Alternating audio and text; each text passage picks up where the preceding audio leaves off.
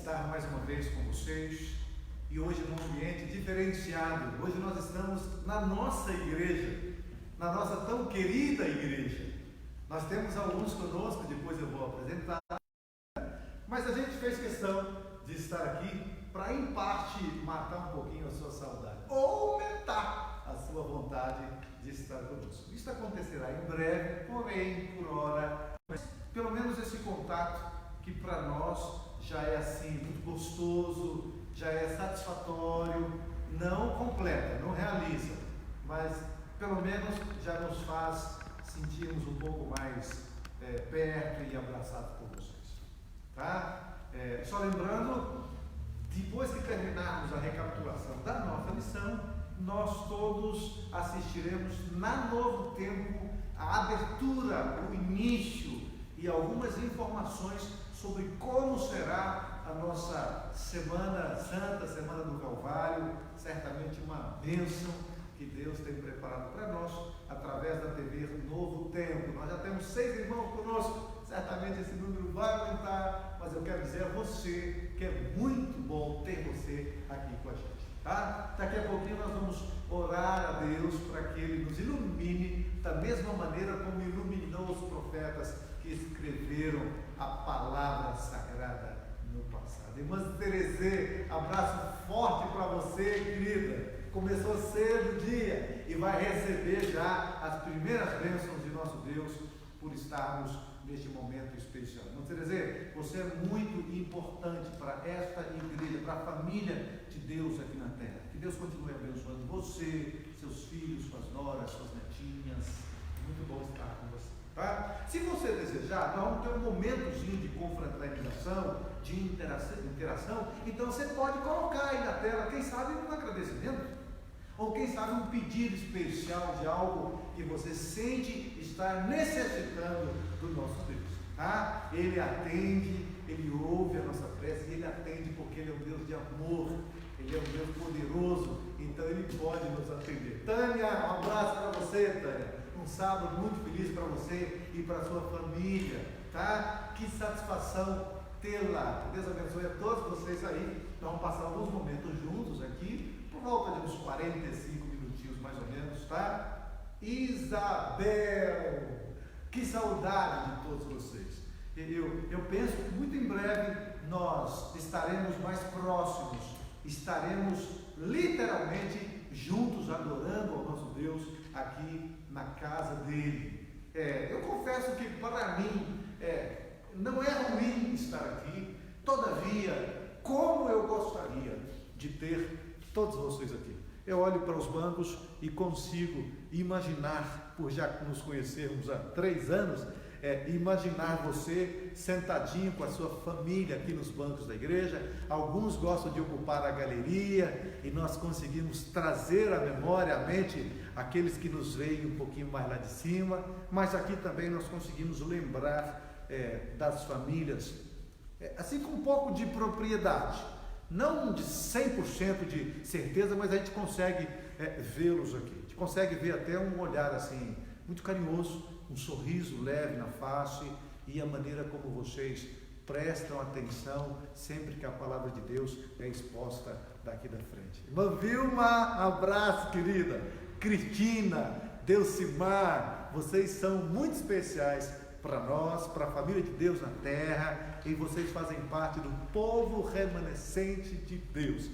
Esse povo que muito em breve Jesus Cristo voltará para que juntos vivamos a eternidade.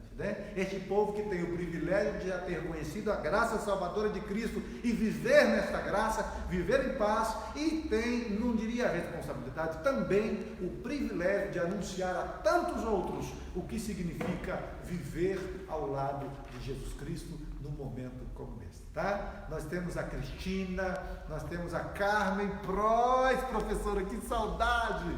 Como é que você está? Como é que está o pastor? Está tudo bem? As meninas, que alegria ter vocês com a gente, tá? Uma satisfação, depois de algum tempo, poder interagir com vocês, tá? Daqui a pouquinho nós vamos fazer uma oração para começarmos o estudo da lição e também para intercedermos junto a Deus pelo seu pedido e pelo seu agradecimento. Se você desejar fazê-lo, pode colocar aí na tela, que eu estou com um excelente assistente aqui, que me ajuda muito nesta transmissão. Já já nós vamos falar um pouquinho mais sobre estes que se encontram conosco.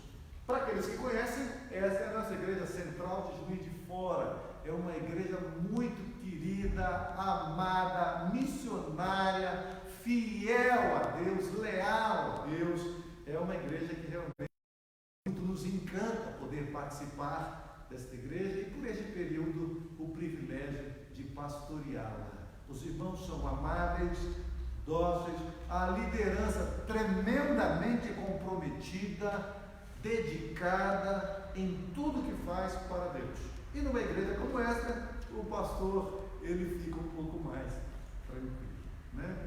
Queremos aproveitar também, antes de orarmos para começar a nossa lição, dizer que a nossa igreja montou como que um comitê, e nós chamamos de comitê de crise, ou quem sabe uma equipe, uma comissão para cuidar dos nossos irmãos, membros da igreja central. Então, se porventura você tem o conhecimento de que alguma família ou algum irmão da igreja central passa por qualquer necessidade ou por algum tipo de necessidade, por favor, nos informe. Nós queremos atendê-los como verdadeiramente somos irmãos e somos uma família, tá? Nós já temos alimentos preparados para isso e outra necessidade mais, entre em contato conosco.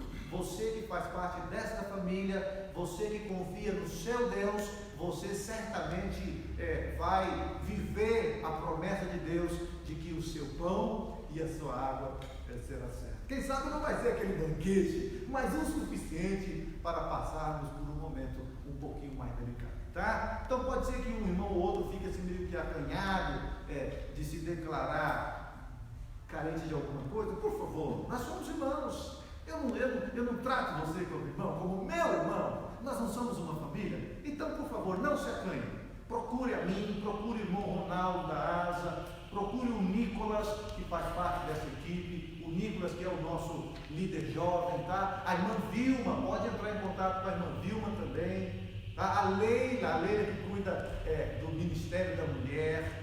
A irmã diretora dos Desbravadores.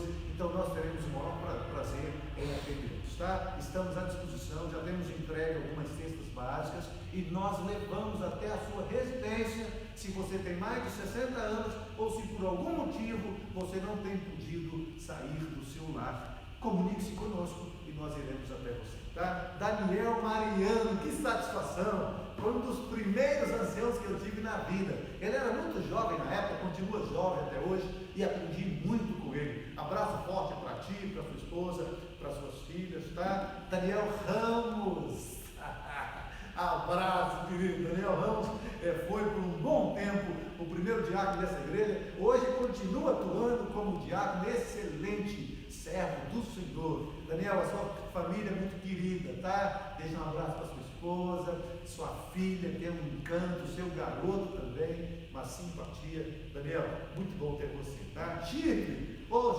Chile, que bom saber que você está conosco, viu?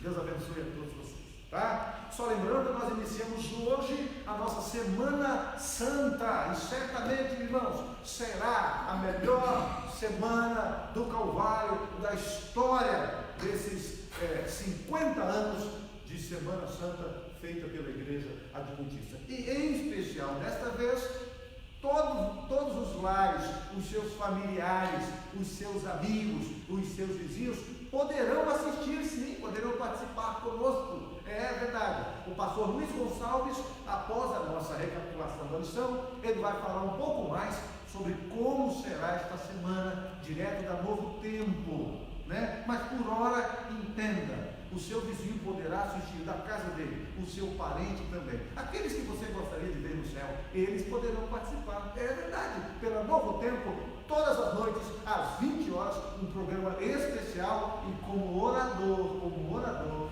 pastor Luiz Gonçalves. Nós podemos fazer desta semana uma semana de esperança, uma semana de decisões, uma semana de salvação, uma semana de crescimento espiritual e preparo para a breve volta de Jesus. Tá? Eu não quero aqui ser economizar ou exagerar um pouquinho mais, mas eu posso precisar para você que esta semana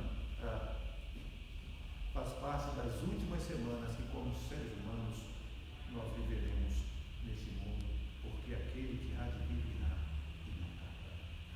Bom, nós vamos fazer uma oração, e se você desejar participar desta oração, então permita que a sua mente se conecte à mente do nosso Deus, daquele que ouve a nossa prece, daquele que atende a nossa prece, porque nos ama de maneira incondicional. Amém? Amém. Nós não merecemos, é verdade, mas Ele, acima de qualquer coisa, a despeito do que somos, Ele nos tem como filhos, nos trata como filhos, cuida de nós como filhos e está mais desejoso do que qualquer outro ser de nos levar para o lar que Ele preparou. Bom, você que não externou o seu pedido, mas você tem um pedido, quem sabe você que tem um agradecimento, então por favor, acredite que o Senhor vai atender a sua necessidade, quem sabe não como você gostaria, mas como Ele sabe ser o melhor para você. Nem sempre Deus concede aquilo que nós queremos, mas certamente, como bom Pai, Ele nos concede aquilo que precisamos. Tá? Se você também tem um agradecimento pela proteção, pelo cuidado que Deus tem dispensado a você e a sua família neste momento de crise, você poderá orar conosco e nós vamos interceder a Deus, junto a Deus, pelo seu pedido, também colocar no trono da graça o seu agradecimento. Tá bom? Se desejar, feche seus olhos. Eu vou convidar quem está conosco, o nosso querido irmão João Marcos. Ele tem feito aqui toda a área de filmagem, toda a área de áudio. Ele é especialista nisso, um comunicador. Está conosco também o Emanuel, que é um dos nossos sonoplastas da igreja, que faz com muito carinho a missão que o Senhor confiou a ele. E está conosco o irmão Guilherme, vem representando a membresia. Nós temos alguns diáconos conosco também, tá? E nós temos o nosso vice-tesoureiro. Por que os diáconos, pastor? Porque os diáconos vieram para receber os alimentos que os irmãos têm trazido. A gente recebe alimentos daqueles que têm e a gente leva para aqueles que precisam. Tá bom? E o nosso vice-tesoureiro está aqui porque você está acostumado a ser leal e fiel a Deus. E se você desejar fazê-lo através da sua adoração, o nosso vice-tesoureiro está aqui para receber os seus dízimos e as suas ofertas. Todavia, fique bem à vontade, tá? Fique bem à vontade para que Deus continue usando você. Bom? Vamos orar ao nosso Deus. Vamos orar ao nosso Deus? Fechemos nossos olhos. Querido e amado Pai, nós estamos aqui na Tua casa em oração. Nós estamos aqui nesse momento para interceder pelo Teu povo. Amém. Ó Deus, ser com cada um daqueles que louvam o Teu nome, com cada filho Teu. Amém. Pedimos ao Senhor que venha ser com a recapitulação desta lição. Amém. Que o Senhor nos ajude, que o Senhor nos oriente, abra a nossa mente, querido Deus, e que nesses dias o Senhor esteja mais presente na nossa vida. Amém. E que nós possamos abrir mais ainda o coração a Ti. Ó Deus, somos pecadores. Nós estamos trabalhando, estamos caminhando para viver contigo eternamente. Amém. Por favor, abençoe o pastor Lemuel. Abençoe os membros de nossa igreja. Fique com todos nós e pedimos e agradecemos por Jesus. Amém. Amém. Obrigado, irmão João Marcos. Vamos então à recapitulação da nossa lição. É um presente que Deus faz chegar até nós, queridos. É um presente que Deus nos dá a cada semana. E olha, eu gostaria assim, num minutinho apenas, meio minuto apenas, de promover este manual de estudos. É uma bênção. Eu confesso que eu sempre fui assim, apaixonado por este manual. Por quê? Porque é um curso de teologia, é um mestrado em teologia.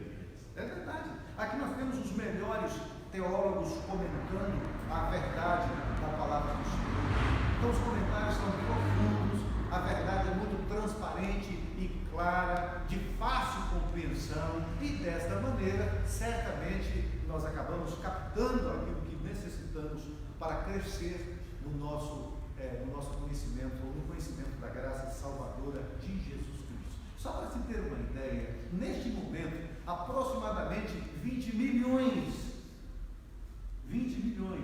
de fiéis estão estudando este manual, com o mesmo tema em todo o mundo, em diferentes línguas, né? Então esse manual é que nos explica com um pouco mais de detalhes as verdades bíblicas. E em especial nesse trimestre, como interpretar as Escrituras. Você já viu coisa mais importante para nós cristãos nos dias de hoje do que sabermos interpretar a palavra de Deus? E Deus, Ele é bondoso demais para conosco. O nosso Pai que nos trata como filhos, Ele tem todo o interesse de tornar-se conhecido aos seus filhos, nós, seres humanos. E por conta disso, durante toda a história humana, Ele se esforçou, se dedicou, e de maneira didática, Ele tornou-se conhecido através da revelação. Não é? Nós sabemos que Deus ele se revela a nós através da natureza. É impossível contemplarmos a natureza e os seus detalhes, né? A grandeza, a riqueza cultural encontrada na natureza. É impossível nós conhecermos a natureza e não vermos um Deus que não apenas a criou, mas a mantém. E Deus também se revela a nós, ou se torna conhecido a nós através da sua palavra. E uma outra maneira que Deus tem de tornar-se conhecido é através de Jesus Cristo, o Deus Filho que se fez homem e habitou entre nós.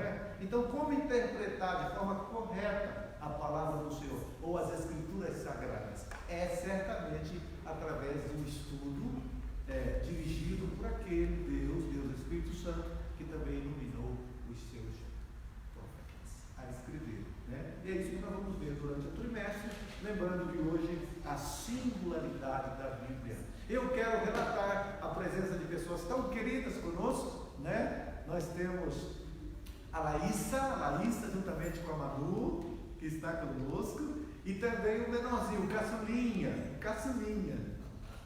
Que bom que vocês vieram, eles moram um pouco mais próximos, estão conosco. Um irmão ou outro também está chegando para ficar conosco alguns momentos aqui. Recapitulação da lição, nós vamos depois orar com eles, tá? Vocês são bem-vindos, viu? Que alegria recebê-los. A Laísa, só lembrando, ela é esposa do pastor Eduardo, que é o nosso presidente, e está nos prestigiando nesta hora. Tá bom? Um pouquinho mais sobre algumas peculiaridades que fazem da Bíblia um livro singular, tá? Só para um pouquinho de curiosidade, a Bíblia no grego recebe o nome de biblos e significa biblioteca. Interessante, né? Então, quando você está com a sua Bíblia na mão, você tem uma biblioteca em mãos. Demais isso, afinal, são 66 livros, é verdade, todos eles sagrados, né? O Antigo Testamento, ele se compõe de 39 livros e o Novo Testamento é de 27 livros. E esse é um composto da Bíblia Sagrada que nós conhecemos, entendemos e acreditamos ser a palavra de Deus, ou seja, o plano de Deus para a nossa felicidade, o manual que Deus nos deixou como uma carta de amor para sabermos como viver com harmonia, com paz, com vitórias aqui neste mundo e certamente encontrarmos no Verbo Jesus Cristo a vida eterna, tá? Um pouquinho de detalhe mais. Este livro, ele foi escrito assim, por mais ou menos 1500, 1600 anos. Isso certamente faz da Bíblia um livro singular, né? Um livro que contou com 40 autores e de diferentes nacionalidades, cultura, etnia, é verdade, posição social, nível financeiro. Só para lembrarmos um pouquinho, o primeiro escritor foi Moisés, o grande Moisés, que no Egito foi preparado para ser o futuro faraó, mas era Deus que cuidava da vida dele, né? Depois ele foi para o deserto, você conhece a história, e ele escreveu os 5 primeiros livros que compõem a Bíblia Sagrada: Gênesis, Êxodo, Levítico, Números e Deuteronômio, né? Só que, além desses 5, ele escreveu também alguns salmos, sim, e escreveu também o primeiro livro da Bíblia, o primeiro. Qual é o primeiro livro? Não é Gênesis, não. Primeiro livro foi Jó, sim, o primeiro livro que Moisés escreveu, segundo os historiadores e segundo os sábios, foi o livro de Jó. Uma linda história, uma emocionante história, uma interrogante história que narra a guerra cósmica entre o bem e o mal, e que Deus permitiu que Jó fosse envolvido nessa história para revelar que por amor é possível e é prazeroso cumprir a vontade de Deus. Então nós encontramos o primeiro escritor, Moisés, que escreveu o Pentateuco, os 5 primeiros livros, Jó e alguns salmos, e depois nós encontramos o João, que escreveu as 3 cartas e o Apocalipse, o famoso, o importante livro do Apocalipse. E João, ele era um simples pescador, mas recebeu de Deus a capacidade para escrever um livro importante da Bíblia Sagrada, Moisés e João. Durante a nossa recapitulação, nós vamos trazer outros detalhes para você, mas vale lembrar que essas peculiaridades fazem da Bíblia um livro singular, especial. Que livro passou pelo que a Bíblia passou e permanece intacto, perfeito? Que livro teve, por exemplo, o privilégio de ter como autor principal não um homem comum como nós, mas o próprio Deus, somente a Bíblia Sagrada, e é isso que faz da Bíblia um livro singular. Fantástico, né? Então, aproveite durante o trimestre e estude com carinho, faça disso o seu livro de cabeceira, a Bíblia Sagrada, e esse manual que certamente nos ajudará muito a aprender, a interpretarmos a Bíblia Sagrada, né? Só como curiosidade, de religiões cristãs que se dizem cristãs, nós temos por volta de 35 mil religiões.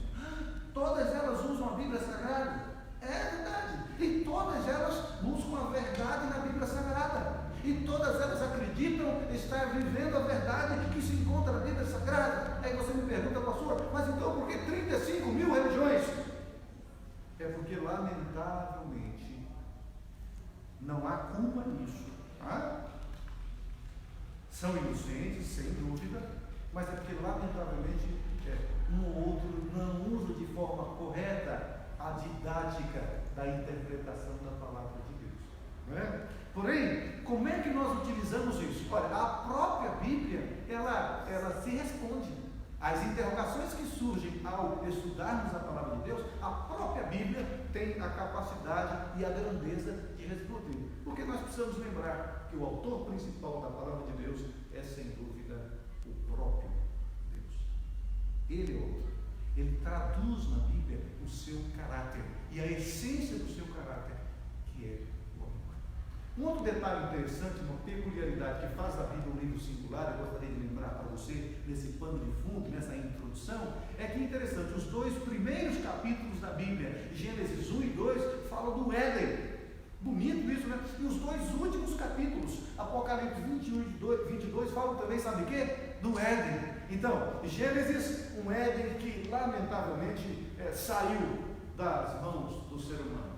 Os nossos pais, Adão e Eva, eles precisaram deixar o jardim do Éden, né? Gênesis 1 e 2. Agora, Apocalipse 21 e 22 fala de um Éden com as portas abertas para receber não um casal de pecadores, mas uma família incontável de seres humanos que se entregaram à salvação através de Cristo Jesus, o nosso Senhor. Então ela começa no Éden e termina no Éden, né? Houve um tempo, e você conhece muito bem a história, em que esse livro sofreu terrível perseguição. Ele foi aprisionado, escondido, literalmente. Aliás, era proibido por secreto um ser humano comum ter contato com a palavra do Senhor. Verdade. Foi o período conhecido na história como a parte escura da história, né? E nós conhecemos pela palavra de Deus o período da supremacia papal, e levou aí 1260 anos. É verdade. Começou lá em 538 do nosso calendário e se estendeu até 1798. Em 538 o Papa foi aprisionado por Berthier. Você se lembra disso? Napoleão Bonaparte, francês, pediu para que o seu capitão Berthier prendesse o Papa. Isso em 1798. 1798 ele foi aprisionado, terminando o período de supremacia papal.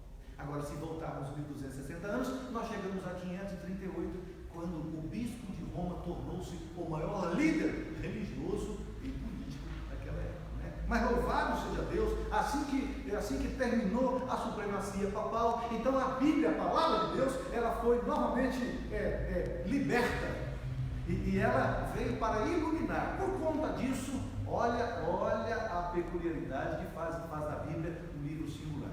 No ano 1804 surgiu a primeira sociedade bíblica no mundo, surgiu em Londres, né? E alguns anos depois, em 1816, surge a Sociedade Bíblica dos Estados Unidos, e de lá para cá tantas outras. Nós temos a Sociedade Bíblica do Brasil, que é excelente e espetacular. E assim a Bíblia, ela agora deixou as cadeias, ela deixou as algemas e tem libertado a vida de milhares de pessoas, por que não dizer de bilhões de pessoas. Não é maravilhoso, não é fantástico isso? A palavra do Senhor, né? Márcio Barroso, todos conhecidos, apenas um parênteses, Laurentina, a Dadá está conosco também, Jorge Veiga, são pessoas tão queridas que fizeram parte do nosso ministério. Márcia, Mauri, Rangel, Ervino Will, pastor Ervino Will. Eu tive o privilégio de aprender muito com o pastor Ervino Will quando servimos junto ao colégio IPAI. Não é isso, pastor? Aprendi demais com o senhor, querido. Um privilégio. Como está a esposa? Tia Lucy, tá bem? Os filhos também. Abraço forte. Lilian. Tem a Lília e tem também a Maria Helena. Liliane Silva. Um abraço a todos, tá? Continuemos então na nossa recapitulação da lição. A palavra viva de Deus. A Bíblia, ela é singular porque ela é a palavra viva de Deus. É fantástico isso, né? A palavra viva de Deus, ela recebe esse nome porque ela tem o poder de transformar as pessoas, né? Há um pensador que diz assim, a natureza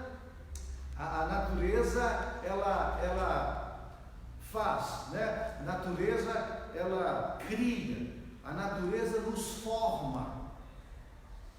Depois ele continua dizendo assim, a cultura nos informa, porém somente a Bíblia nos transforma, e certamente nos transforma em pessoas melhores. A palavra de Deus, ela é viva, porque ela tem o poder de fazer com que nós, seres humanos, nos aproximemos à imagem na qual fomos criados, imagem e semelhança de Deus. Ela pega um ser humano estragado, destruído pelo pecado, e o transforma um ser à imagem e semelhança do seu autor. Isso faz da Bíblia um livro singular. Isso faz da Bíblia a viva palavra de Deus.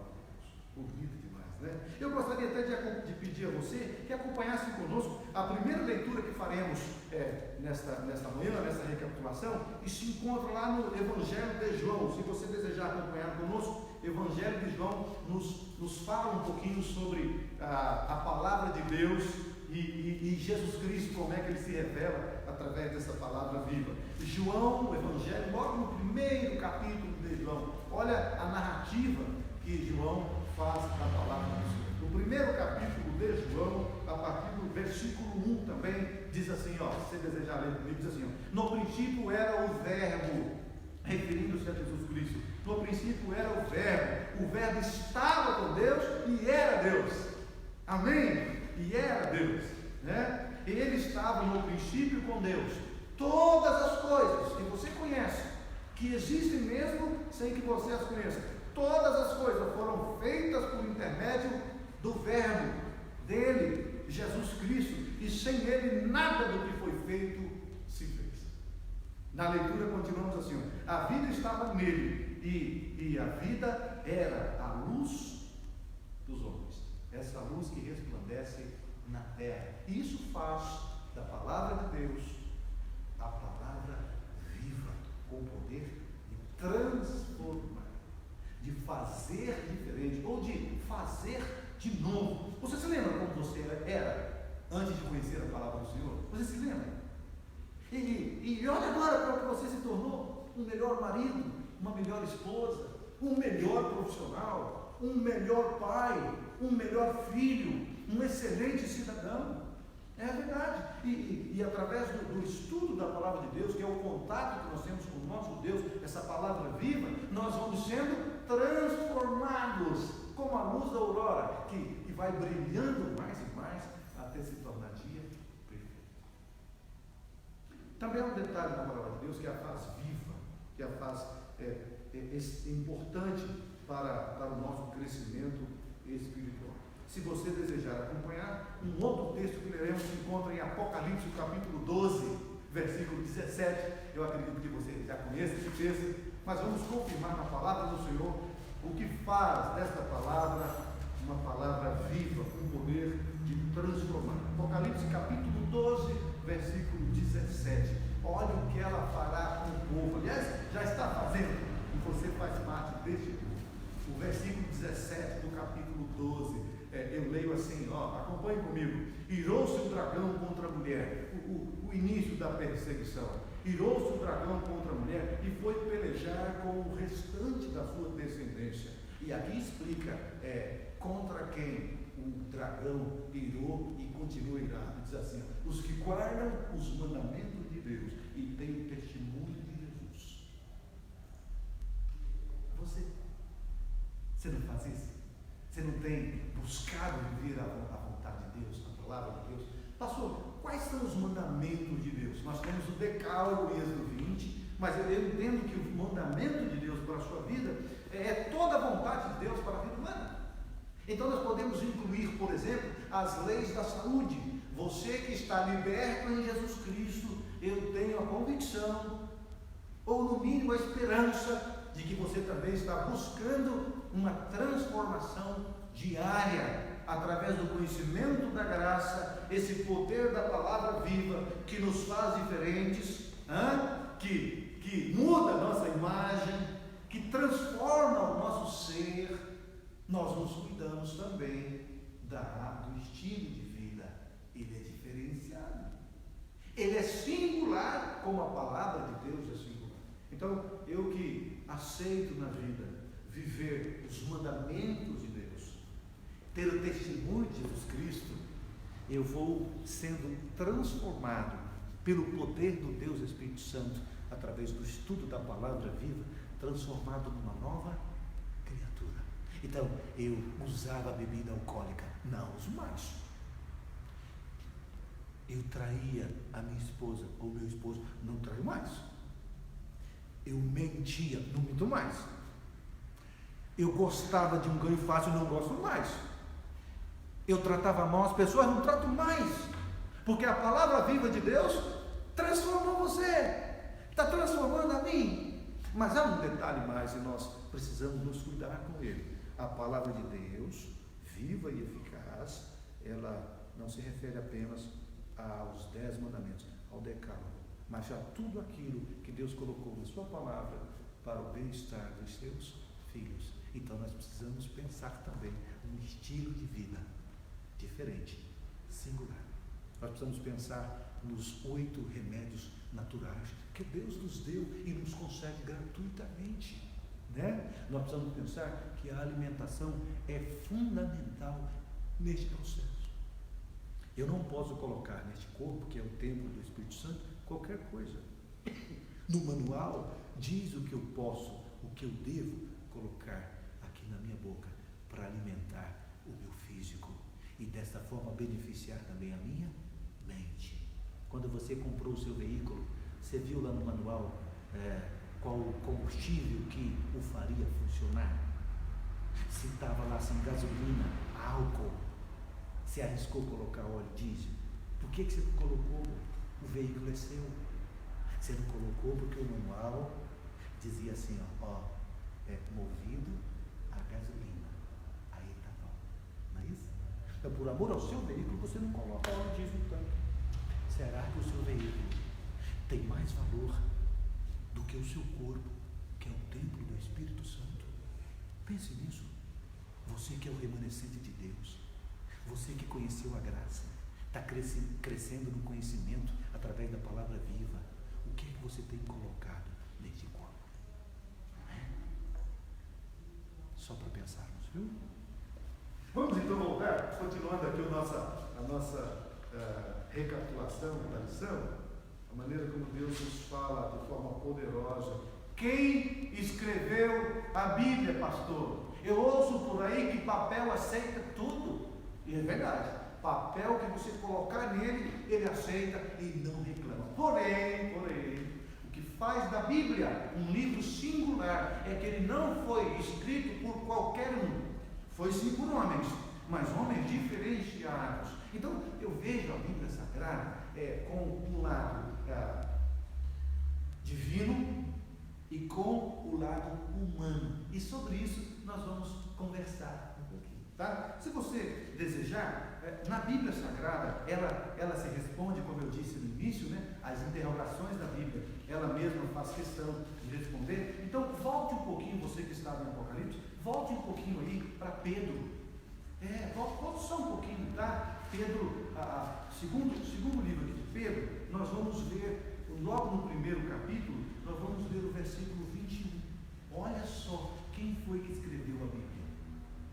Pedro 1, 2 Pedro 1, 21. Você sabe de cor, não sabe? Mas eu estou lendo aqui para você ver que a Bíblia, ela se responde. A Bíblia, ela se revela, ela se explica. Nós não precisamos de outras fontes para compreendermos a palavra do Senhor. Existem muitas outras que podem nos auxiliar, sem dúvida alguma, que são confiáveis, inclusive. Todavia, a Bíblia Sagrada, ela se explica, ela se responde. Olha o que lemos em 1 Pedro 1, 21. Quem que escreveu esse livro? Uma vez que papel aceita tudo. Olha só, 1, 21, eu leio assim,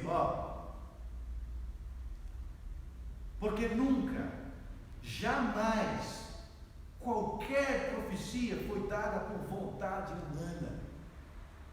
Entretanto, homens santos falaram da parte de Deus, movidos pelo Deus Espírito Santo. Então, qual é a parte divina e qual é a parte humana? A parte divina é que se encontra na Bíblia Sagrada, escrito na Bíblia Sagrada, a vontade de Deus. Ou seja, o plano de Deus para a felicidade dos seus filhos. E o plano de Deus para o resgate, para a salvação dos seus filhos, através de Cristo Jesus, o Cordeiro de Deus que tira o pecado do mundo, se encontra aqui, é a parte divina. Porém, Deus, ele se revela através de homens.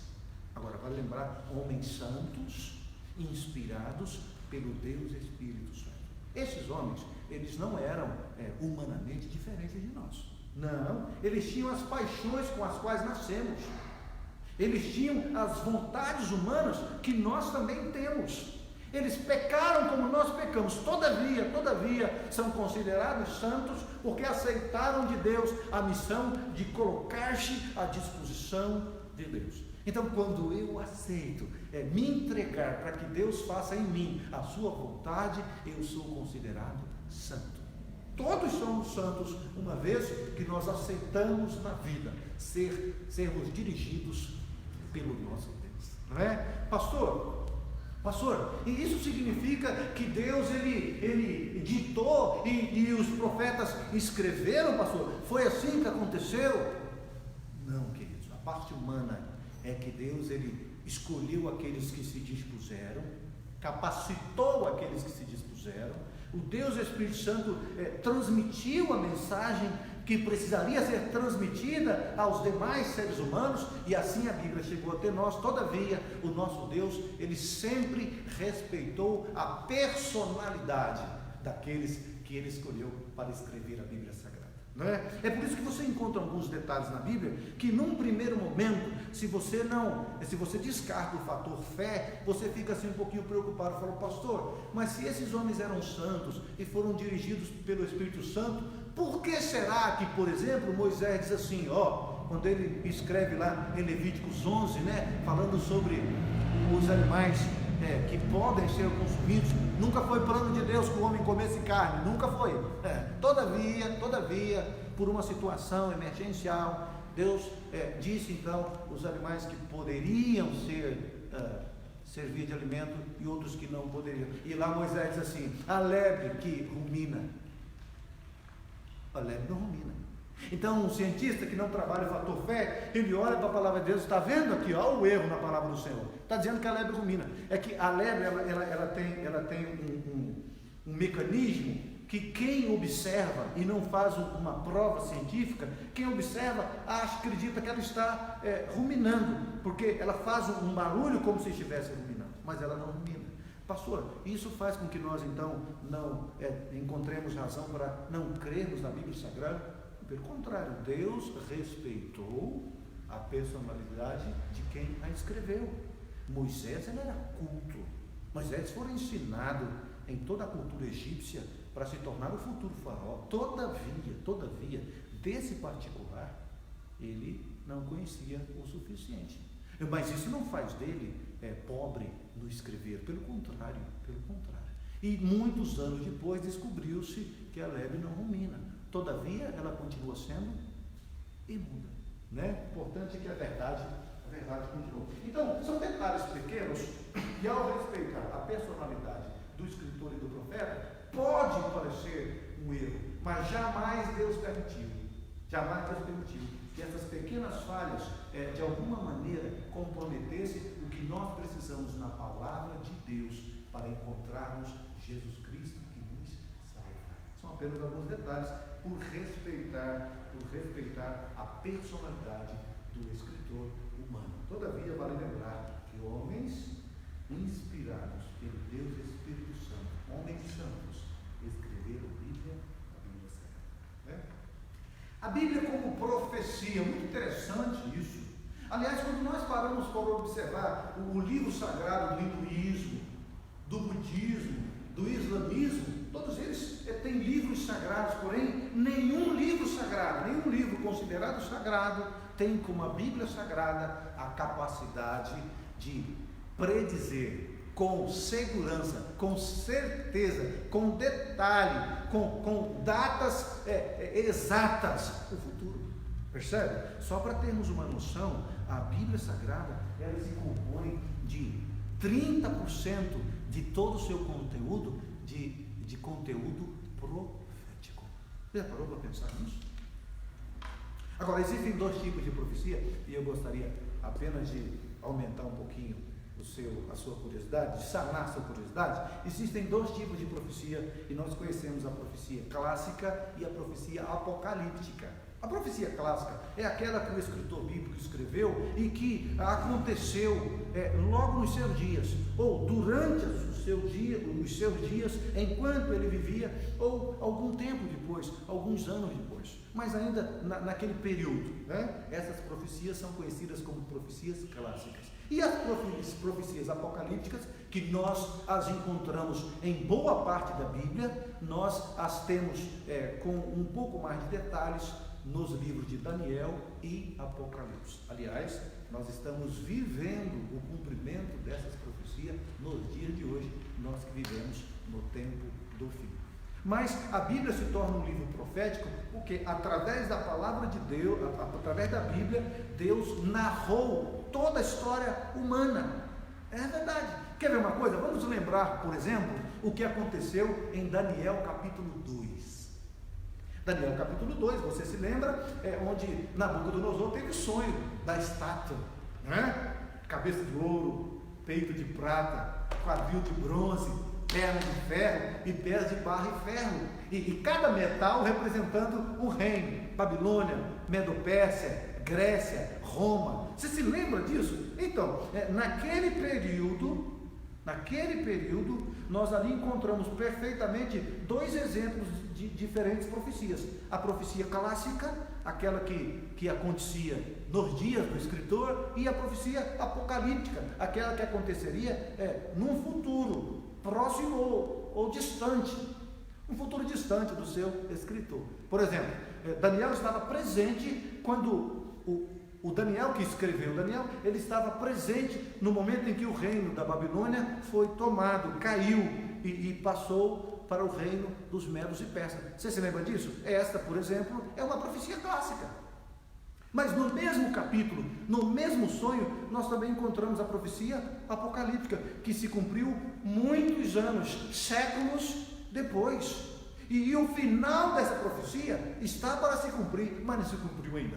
Vai se cumprir em breve, essa profecia apocalíptica, de que ao final do sonho, ao final da estátua, você se lembra? Uma pedra foi lançada sem o auxílio de mãos. E esta pedra, então, ela toca o pé da estátua, esmiuça tudo, enche toda a terra, acaba com todos os reinos. E essa pedra, nós entendemos ser o Miguel, ser Jesus Cristo, ser o príncipe do exército. Essa pedra será um reino eterno. E isso é uma profecia apocalíptica, né? Isso tudo faz da Bíblia um livro profético, né? Por exemplo, nós temos algumas profecias e eu gostaria de lembrá-las com você, sem querer lhe cansar, mas a profecia que se encontra em Gênesis capítulo 49, é uma profecia messiânica que revela o Cristo que viria, o leão da tribo de Judá. Você pode ver aí na sua Bíblia, né? Nós encontramos também a profecia que se encontra em Salmos, de que Jesus Cristo seria morto e seria traspassado, ou seja, furariam alguns dos seus membros, né? Isaías, o capítulo 53, você gostaria de ler comigo? Esse texto que nós vamos ler agora, Isaías 53, nós vamos ler o início do capítulo de Isaías, mas esse texto da Bíblia, de melhor, ele foi escrito aproximadamente 650 anos antes do seu cumprimento na pessoa de Jesus Cristo. Mas ao fazer a leitura, vê se você consegue, enquanto eu leio, vê se você consegue ver de que personagem o profeta Isaías, que escreveu há 600 e alguma coisa antes da profecia cumprir, vamos ver se você consegue captar sobre que personagem Isaías está escrevendo aqui no capítulo 53. Quem creu em nossa pregação e a quem foi revelado o braço do Senhor, porque foi subindo como renovo perante ele, e como raiz de uma terra seca, não tinha aparência nem formosura. Olhando-lo, mas nenhuma beleza havia que nos agradasse. Está conseguindo ver aí sobre quem ele escreve? Era desprezado e o mais rejeitado entre os homens, homem de dores e que sabe o que é padecer, e como um de quem os homens escondem o rosto, era desprezado e dele não fizemos caso. Versículo 4: certamente ele tomou sobre si as nossas enfermidades e as nossas dores levou sobre si, e nós o reputávamos por aflito, ferido de Deus e oprimido. Conseguiu captar? Vou concluir então a leitura. Mas ele foi traspassado pelas nossas transgressões, foi moído pelas nossas iniquidades. O castigo que nos traz a paz estava sobre ele, e pelas suas pisaduras fomos sarados. Entendeu? 600 e alguma coisa antes, Isaías já profetizava sobre Jesus Cristo que viria. E isto faz da palavra de Deus um livro singular, porque ele é o único livro sagrado que tem 30% do seu conteúdo narrando as profecias bíblicas apocalípticas e clássicas. Ok? Nosso tempo já não nos permite muita coisa mais. Nós vamos lembrar um pouquinho também a Bíblia como história. um comentáriozinho. É claro, o objetivo da Bíblia não foi ser escrito como um livro de teologia, como um livro científico, como um livro histórico e como um livro profético. Todavia, na grandeza de Deus, Ele consegue inserir a história na Bíblia. É verdade. A verdadeira história, ela comprova todas as verdades bíblicas.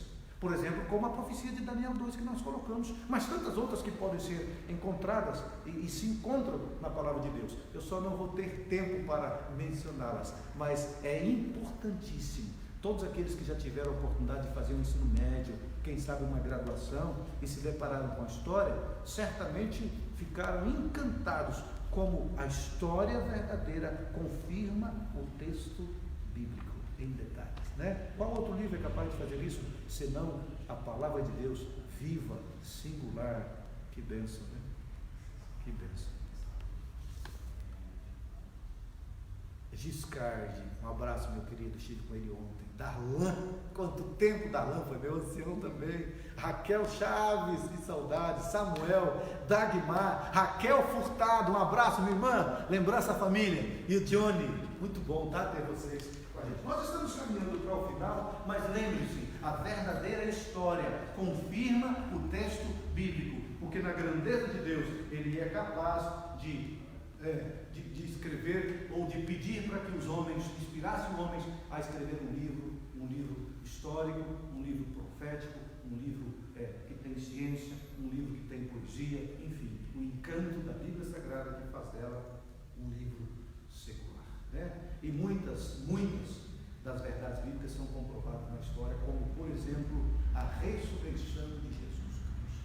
É verdade. Há um termo usado pelos discípulos e se encontra em São Mateus, o capítulo 27, deixa eu confirmar direitinho, São Mateus, o capítulo 24, Lucas 24, 34, onde os apóstolos usam a seguinte palavra, ontos, no grego, que significa assim, realmente aconteceu, é verdade que aconteceu, nós confirmamos o que aconteceu, referindo-se à ressurreição de Jesus Cristo, né? Então a Bíblia, quando fala da ressurreição de Jesus, a Bíblia, quando fala que após a ressurreição, Jesus Cristo apareceu para algumas mulheres, apareceu para os seus discípulos, e que depois dele uma multidão também ressuscitou, tudo isso é comprovado na história. A arqueologia é a ciência que tem a maior habilidade e o maior poder de garantir que o texto bíblico é histórico e é real.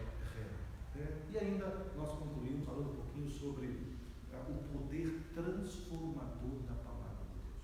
Como já citamos, a natureza nos forma, a cultura nos informa, porém a palavra de Deus nos transforma, faz em nós novas criaturas, nos torna seres à imagem e semelhança de Deus, nos molda ao caráter de Jesus Cristo. É por isso que a Bíblia Sagrada se torna singular. Por isso que a Bíblia é certamente o livro dos livros. Segundo os gregos, Biblos é uma biblioteca, né? E quando o rei Josias, filho de Amon, um rei terrível, neto de Manassés, pior ainda, quando o rei Josias, agora no trono, descobre o livro da palavra de Deus, provavelmente o Pentateuco, Gênesis, Êxodo, Levítico, Deuteronômio, ou, quem sabe, o livro de Deuteronômio, mas quando o rei Josias, através do sumo sacerdote Ilquias, descobre a palavra de Deus, e ouve a leitura do texto sagrado, muda tudo. Ele começa uma reforma completa pela casa de Deus, e essa reforma se estende até os demais habitantes do reino, porque a palavra de Deus tem o poder de transformar, ela é viva e eficaz. Hebreus nos diz que ela é mais cortante do que uma espada de 2 gumes, penetra o interior, divisa a medula, vai até onde nada mais consegue ir, e tem o poder de fazer de novo, de tornar você e eu novas criaturas. Quando o rei Josias descobriu isso, tudo passou a ser diferente. seguindo a sua liderança, Amon,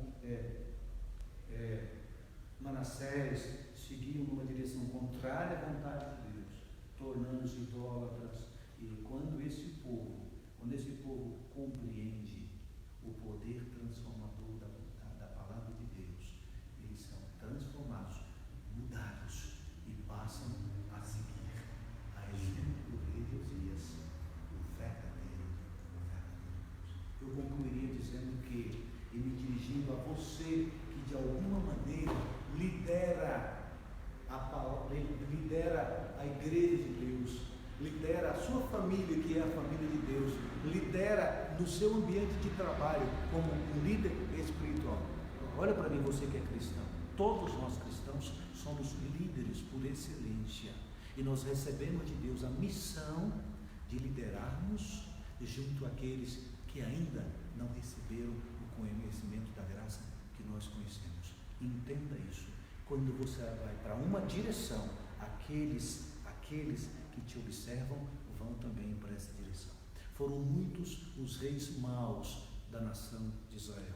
E todas as vezes em que esses reis, esses líderes espirituais buscavam uma direção diferente, o povo também buscava essa direção diferente. Mas quando os grandes Josias da história, que se tornaram líderes espirituais do verdadeiro Deus, baseados na palavra de Deus, um livro singular, o povo também seguiu esses líderes. Que você e eu possamos, ao liderar a igreja, ao liderar a nossa família, ao liderar os nossos colegas de trabalho, ao liderar os nossos colegas de sala de aula, ao liderarmos os nossos vizinhos como líder espiritual, que eles possam seguir na direção do verdadeiro Deus.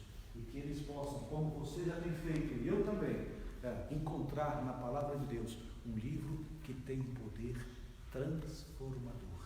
O livro dos livros, que faz da palavra de Deus um livro singular. Não perca a oportunidade, durante o trimestre, estude um pouco mais sobre como interpretar a Bíblia Sagrada. Um abraço carinhoso, muito forte para você. Eu gostaria de estar pessoalmente aí dando esse abraço, mas como não é possível, entenda que nós continuaremos orando por vocês e que muito em breve nós estaremos ocupando novamente os bancos da nossa querida Igreja Central de Juiz de Fora. Fiquem com Deus e até um próximo encontro.